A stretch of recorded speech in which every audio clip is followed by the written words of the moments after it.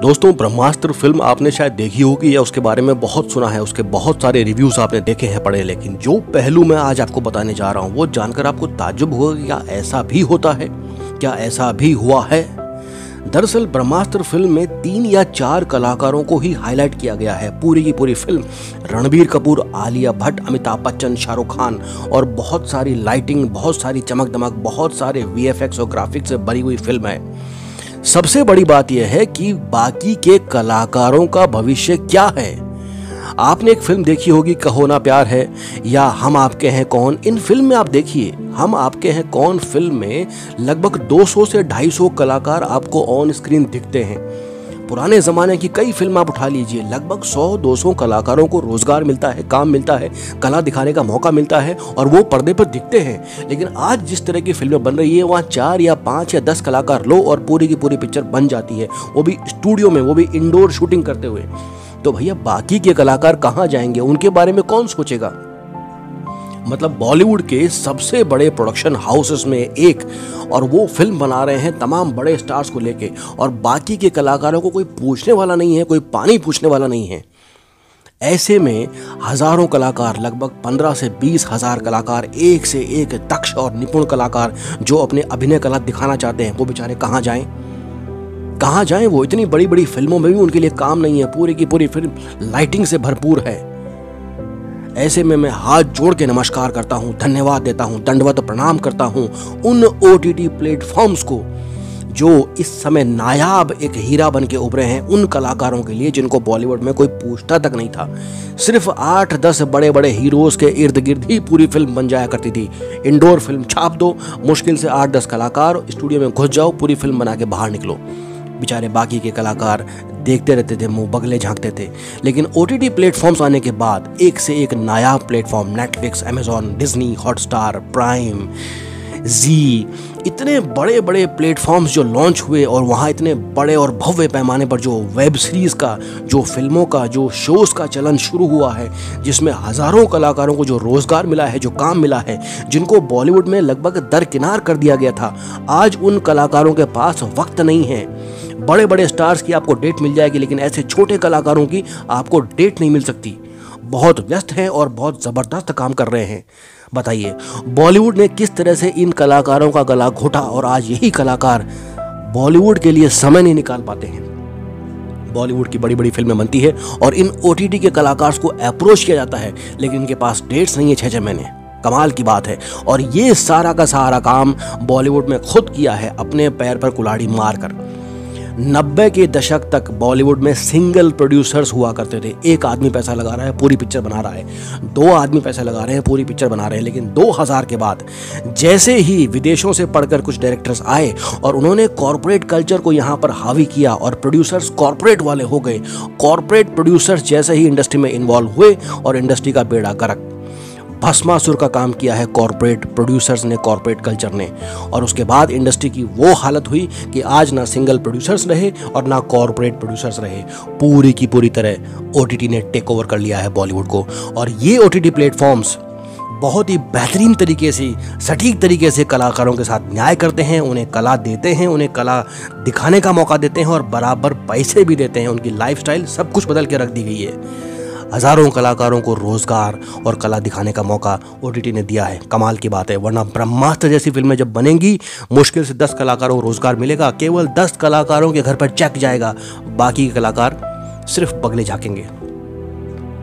क्या बीतती है उन कलाकारों पर, कमाल है।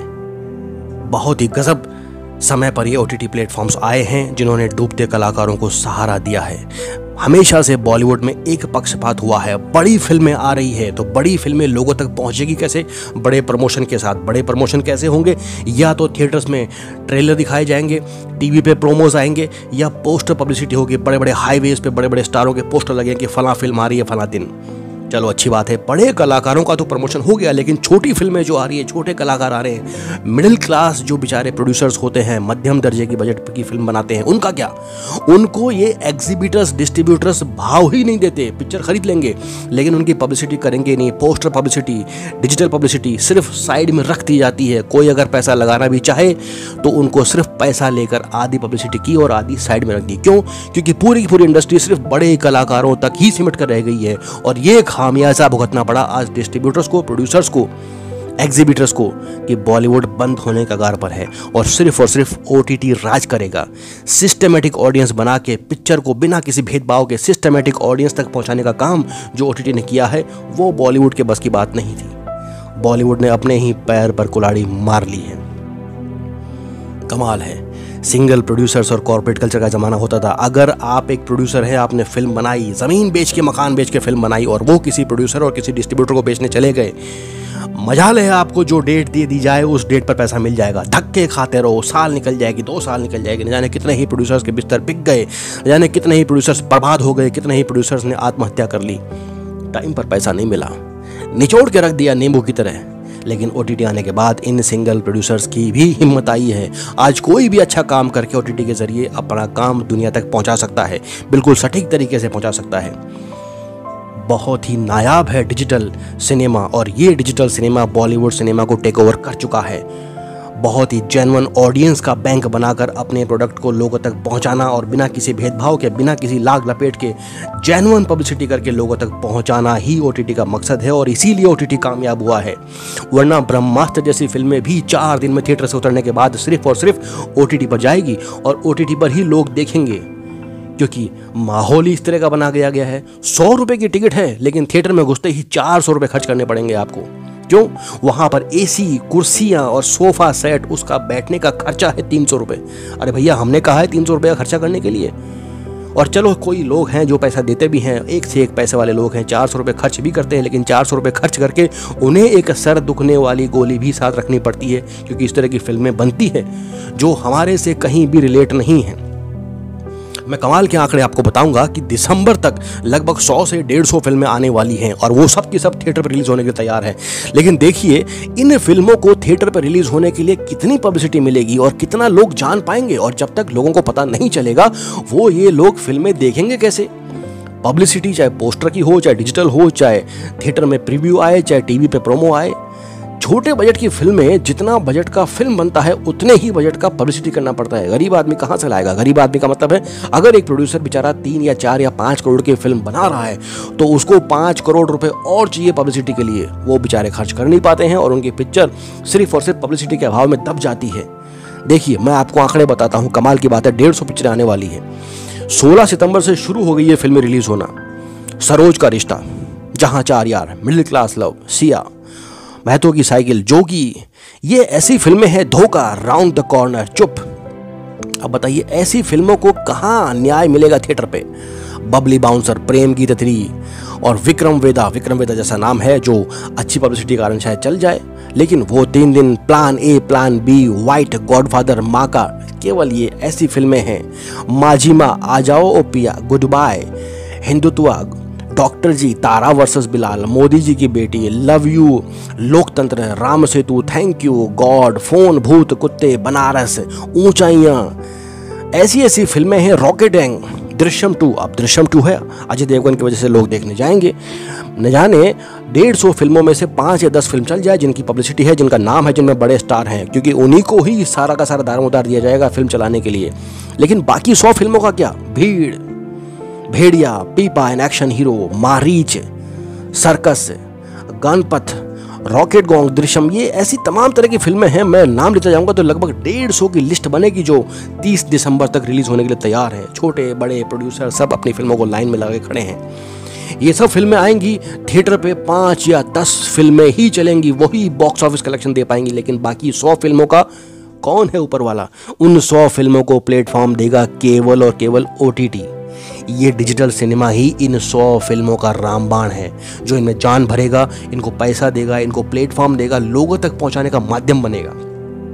देखिए, कितनी आसानी से बॉलीवुड का सारा दारोमदार टेक ओवर कर लिया गया है डिजिटल सिनेमा के लिए। ये 150 फिल्में बनी थी बॉलीवुड के नाम पे और बॉलीवुड में चलने के लिए, थिएटर्स में चलने के लिए, लेकिन थिएटर्स और डिस्ट्रीब्यूटर्स एग्जीबिटर्स की जो मायाजाल है उसको ये भेद नहीं पाती है। नतीजा, इन सब को अब डिजिटल सिनेमा पर चलना पड़ेगा, OTT पर चलना पड़ेगा। सारी फिल्में OTT पर बिक जाती है, रिलीज हो जाती है, पैसे भी मिलते हैं और लोगों तक माध्यम पहुंचता भी है। अगर आप फिल्म बनाओ और आपकी फिल्म लोगों तक पहुंचे ही नहीं तो फायदा क्या बनाने का। कमाल की बात है, 150 फिल्म बनेगी, 10 चलेंगी और बाकी की फिल्में OTT पर दिखाई जाएंगी और दुनिया के लोगों तक पहुंचेगी। OTT पूरी तरह से बॉलीवुड को टेक ओवर कर चुका है। गिनती के 5-10 प्लेटफॉर्म है, Netflix, Amazon Hotstar, Disney, Prime, Zee, न जाने ऐसे 8-10 और हैं। ये सब विदेशी हैं, स्वदेशी, ये तो सब अंदर की बात है। लेकिन इन्होंने जो एक सिस्टम बनाया है ऑडियंस के कोने कोने तक पहुंचने का, वो गजब है। और यही है नया बॉलीवुड, यही है नया बॉलीवुड का प्रारूप। ब्रह्मास्त्र जैसी फिल्में आएंगी, 10 कलाकारों को रोजगार देंगी, लेकिन असली कलाकारों को रोजगार ये OTT देगा। इतनी सारी वेब सीरीज एक से खतरनाक बन रही है, कलाकारों के पास वक्त नहीं है बॉलीवुड के लिए। एक समय था जब कलाकार बॉलीवुड की फिल्मों में काम करने के धक्के खाते थे और आज उन कलाकारों के पास बॉलीवुड की फिल्में करने के लिए वक्त ही नहीं है। वाह, कमाल का है ये दृश्य। सलाम है ऐसे प्लेटफॉर्म्स को, OTT प्लेटफॉर्म्स को।